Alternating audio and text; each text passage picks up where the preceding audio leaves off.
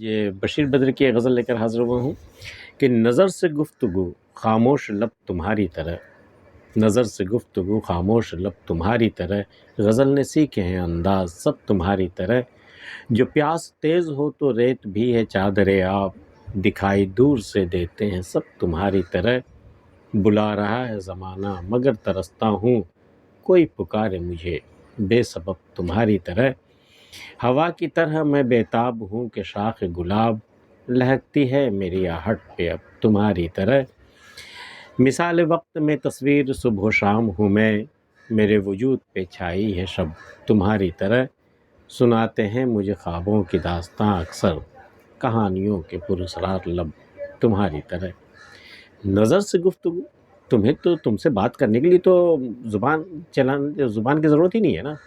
نظر سے گفتگو ہو جاتی ہے، نظر سے گفتگو خاموش لب تمہاری طرح، تمہارے ہونٹ خاموش رہتے ہیں لیکن گفتگو ہو جاتی ہے آنکھوں سے،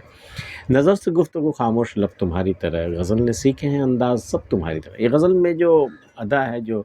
باغپن ہے، جو اس میں شوخی ہے، جو شرارت ہے، جو تازگی ہے، یہ سب کچھ جو ہے نا، یہ سب تمہاری وجہ سے ہے، تم نہیں ہوتے تو غزل میں یہ چیزیں نہیں ہوتی۔ تو نظر سے گفتگو،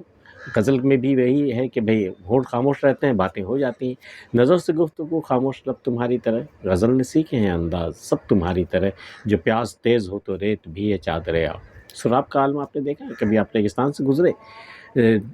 دوپہر کی چمکتی دھوپ میں وہ جب ریت چمکنے لگتی ہے، بالکل لگتا ہے جیسے کہ پانی کی کوئی سطح ہے، کوئی دریا ہے جو بہہ رہا ہے، دراصل وہ پانی نہیں ہوتا، وہ ریت ہوتی ہے، جو پیاس تیز ہو تو ریت بھی ہے چادر آب، دکھائی دور سے دیتے ہیں سب تمہاری طرح۔ تم بھی ایک سراب ہو میری زندگی میں، اور تم سبھی کے لیے سراب ہو، تم دور سے ایک بالکل ٹھنڈے پانی کی ایک چادر آب، جیسے پانی کی کوئی چادر بچھی ہوئی ایسا محسوس ہوتا ہے، دراصل تم ایک سراب ہو، تم ایک دھوکہ ہو،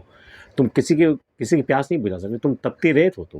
تمہاری حقیقت یہ نہیں کہ تم پانی جیسی دیکھتی ہو تو تم چادر آب ہو، پانی کی کوئی چادر ہے بچھی ہوئی، جو پیاس تیز ہو تو ریت بھی ہے چادر آب، دکھائی دور سے دیتے ہیں سب تمہاری طرح، بلا رہا ہے زمانہ مگر ترستا ہوں، کوئی پکارے مجھے بے سبب تمہاری طرح۔ زمانے پکارتے رہتے ہیں، زمانہ مجھے بلا رہا، مجھے آواز دے رہا، مجھے اپنے پاس بلا رہا ہے، لیکن میں یہ چاہتا ہوں کہ کوئی پکارے، میں ترستا ہوں کوئی مجھے پکارے بے سبب تمہاری طرح، بلا کسی وجہ کے، بغیر کسی کام کے، بغیر کسی غرض کے مجھے پکارے، کوئی پکارے مجھے بے سبب تمہاری طرح، ہوا کی طرح میں بےتاب ہوں کہ شاخ گلاب، میں ایسا ہوا کی طرح بےتاب میں پھر رہا ہوں کہ گلاب کی جو شاخ ہے وہ لہکتی ہے میری آہٹ پہ اب تمہاری طرح، وہ میری آہٹ سنتے ہی وہ شاخ گلاب جو ہے وہ لچکنے لگتی ہے، وہ خوش ہو جاتی ہے، وہ جھومنے لگتی ہے، میں تو ہوا کی طرح بےتاب ہوں، تو ہوا کا جب جھونکا آتا ہے تو جیسے شاخ گلاب ہلنے لگتی ہے، تو ہوا کی طرح میں بےتاب ہوں کہ شاخ گلاب، لہکتی ہے میری آہٹ پہ اب تمہاری طرح، جیسے میری آہٹ پر سن کر کے تم بالکل کھلنے لگتی ہو، لہکنے لگتی ہو